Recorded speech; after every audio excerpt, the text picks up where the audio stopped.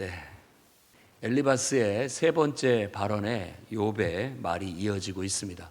근데 따지고 보면 욥이 먼저 말을 했고 친구들이 그거에 대한 반응으로 이렇게 답변을 하는 내용으로 되어졌어요. 그러니까 총 세 사람이 한 번 돌아가면은 욥은 이제 욥도 세 번 얘기하고 친구들도 또 각각 한 번씩 얘기하니까 6번.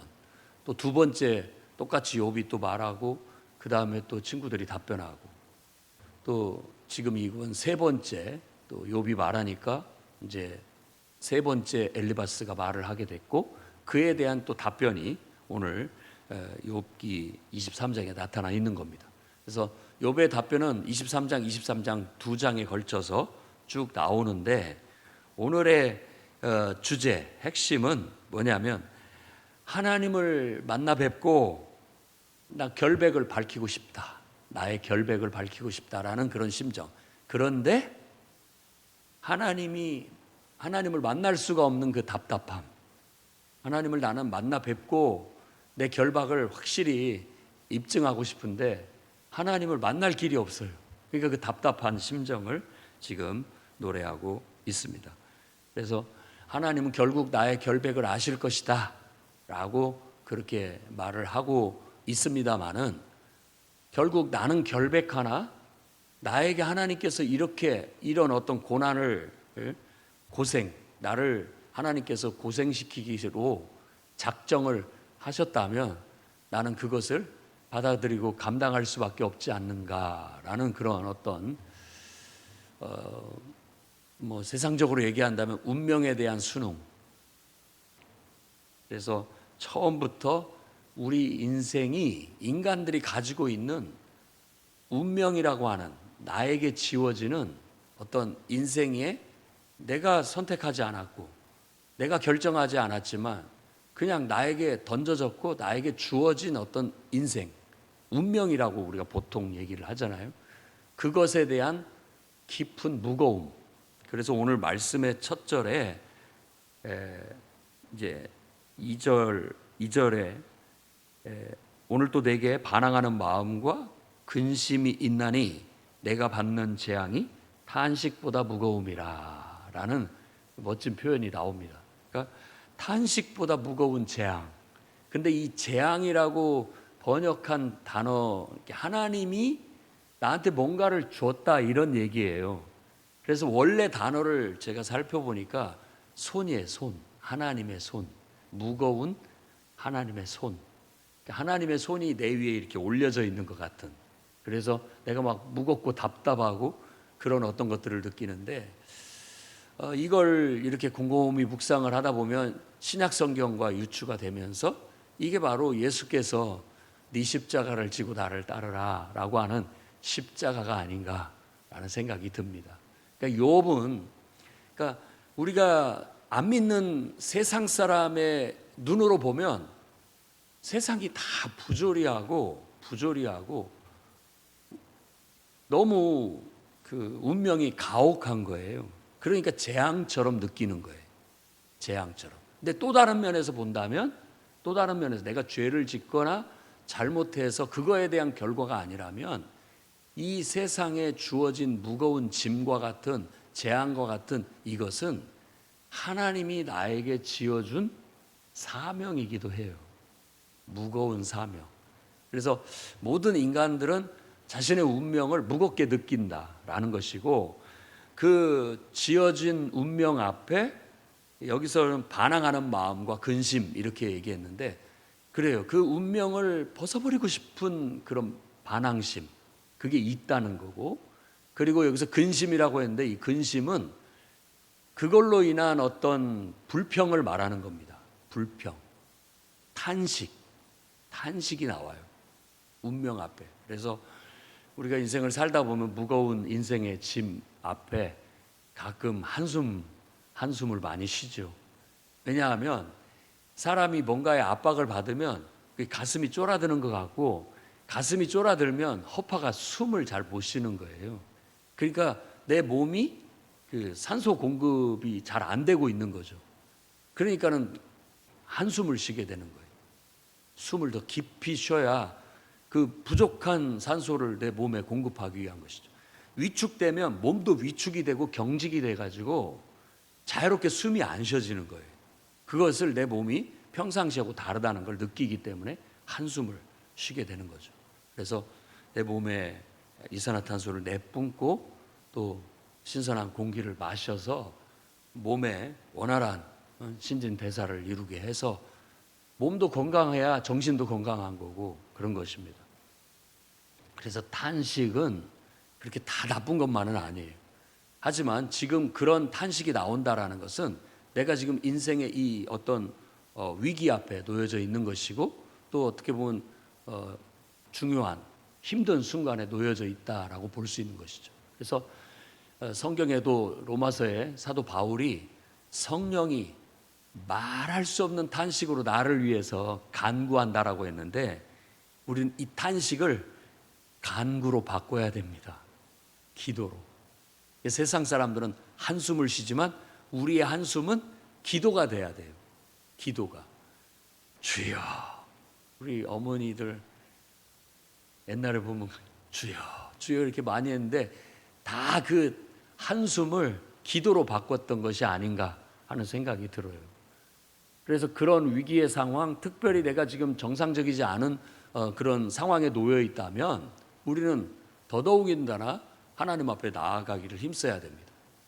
그럴 때는 우리들이 느끼는 심정이 뭐냐면 하나님 앞에 나아가서 하나님을 부르짖고 하나님을 도움을 구하고 하나님의 개입을 원하지만 하나님은 아무 말씀도 안 하시는 것 같은 답답함을 느끼게 되는 거예요. 그래서 이 지금 욥의 심정이 딱 그런 우리네 인생의 모습을 보여주고 있다라는 그런 느낌이 강하게 듭니다.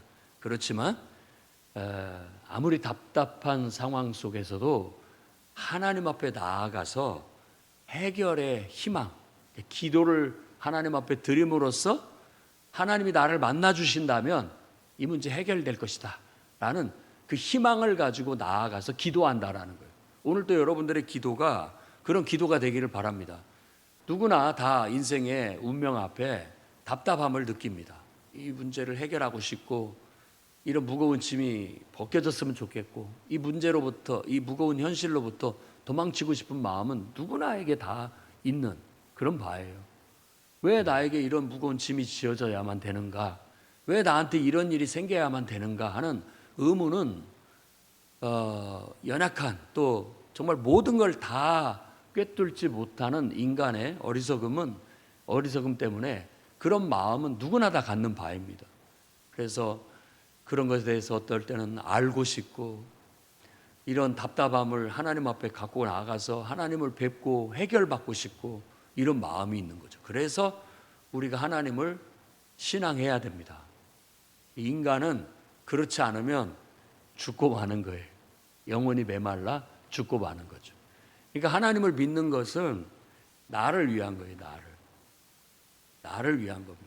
내가 뭐 하나님을 섬기면 하나님께서 뭐 유익을 얻고 그래서가 아니라 결국 나를 위한 거예요. 내가 숨을 쉬고 내가 인생을 바르게 살고 내가 삶을 좀 더 의미 있게 살고 가치 있게 살고 더 복되게 살기 위한 몸부림이라고 할 수 있는 거예요. 그걸 우리는 하나님을 믿는 신앙이라고 얘기하는 겁니다.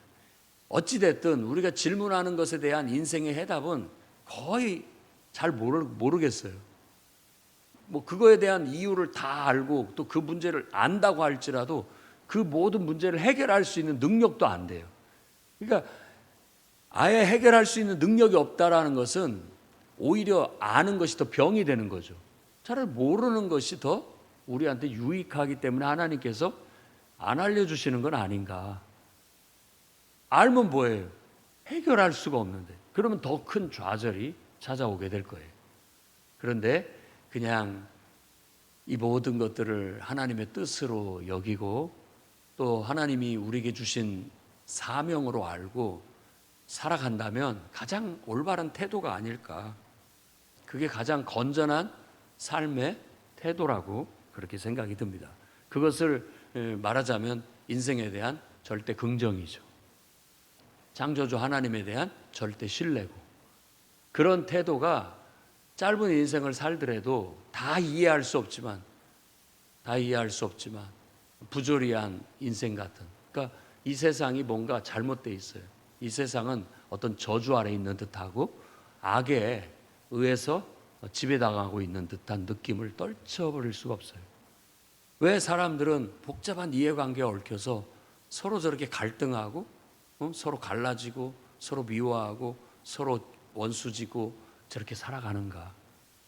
그리고 왜 사람은 저렇게 어떤 원치 않은 고난과 또 질병과 재난 이런 것들이 찾아오는 그걸로 인해서 힘들어하고 신음하게 되는가?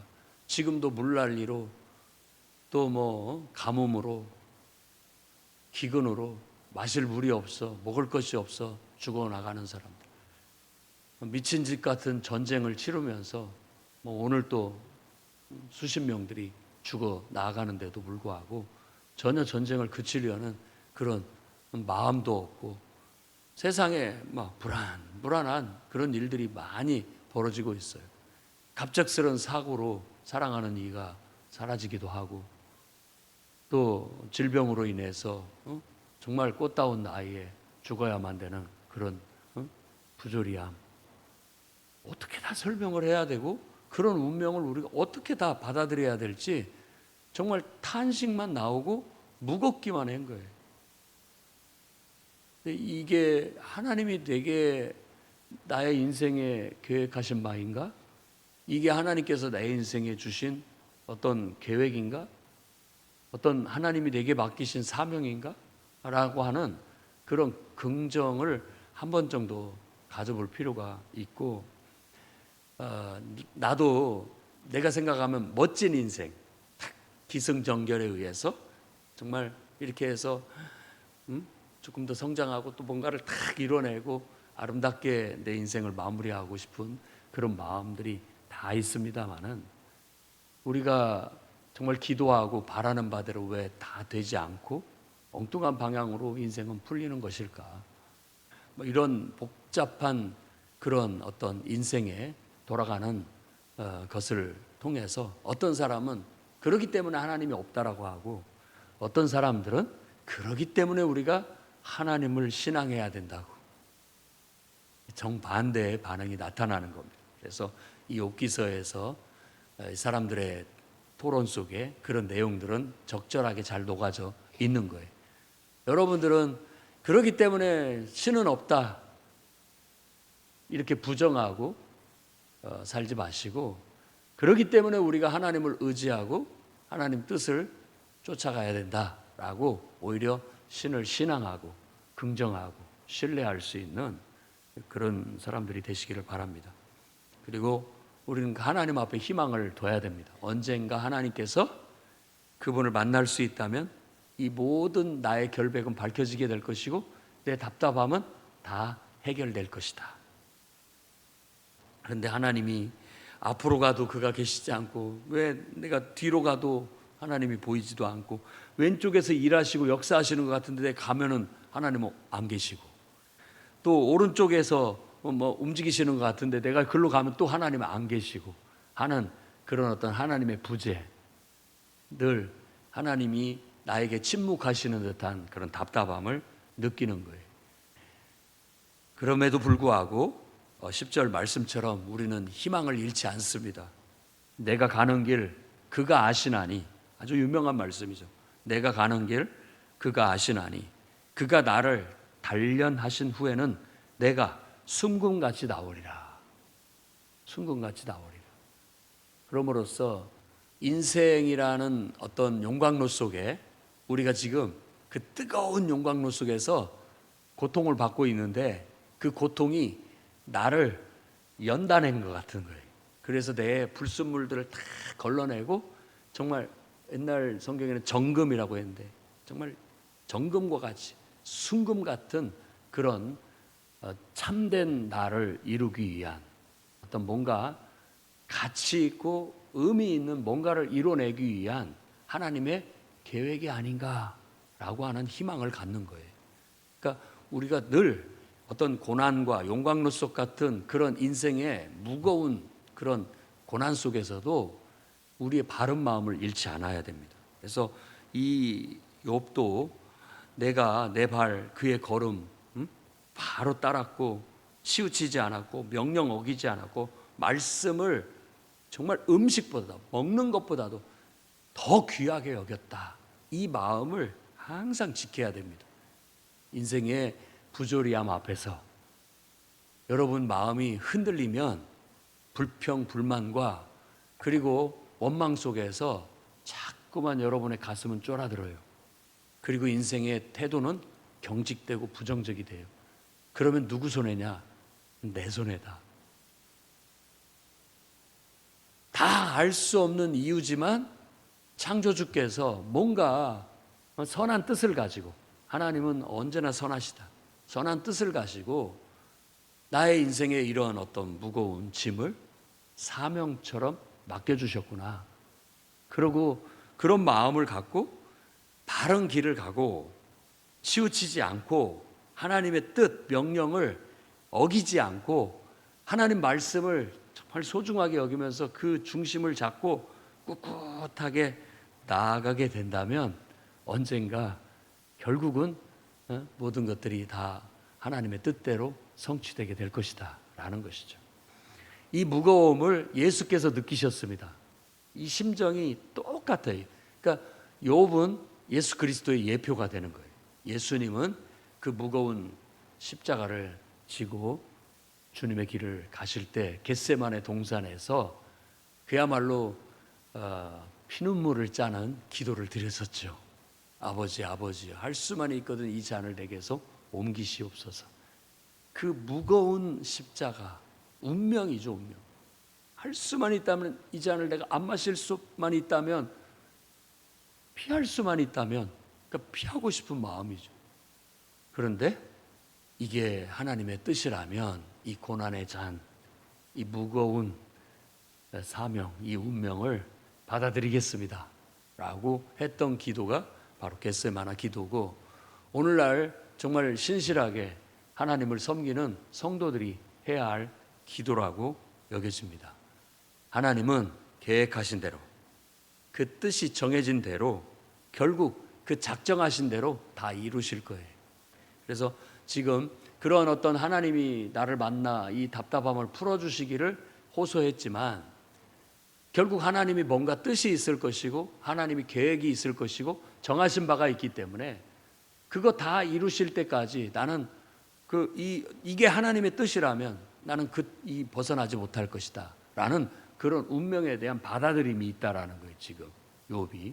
그래서 그 받아들임 앞에서도 솔직한 인간의 심정은 내가 정말 무서운 건 다른 게 아니다. 다른 게 아니다. 그냥 어떤 어둠, 흑암, 내 인생에 어둠과 흑암, 그러니까 우리 옆에 닥치는 재앙, 이런 것들을 무서워하는 게 아니다. 내가 제일 무서운 것은 하나님이다, 하나님. 그렇게 지금 말하고 있는 거예요. 하나님이 정말 무섭다. 그런 느낌을 호소하고 있는 거예요. 아마 여러분들도 인생을 살면서 그런 느낌이, 그런 깨달음이, 그런 심정이 될 때가 올 거예요. 언젠가 올 겁니다. 한 번 정도는 올 거예요. 정말 하나님이 나한테 이런 가혹한 운명을 주셨나?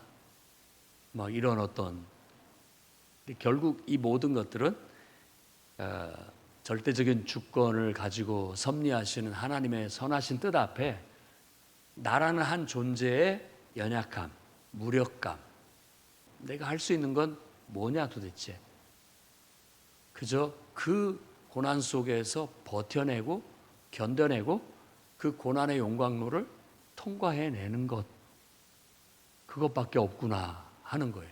그렇지만 여러분, 말처럼 쉬운 게 아니고 현실은 너무나 냉혹하고 가혹하고 우리에게 무겁게만 느껴지는데, 그런 어떤 것을 우리에게 주신 하나님이 나는 무섭다, 이런 느낌을 지금 호소하고 있는 것이죠.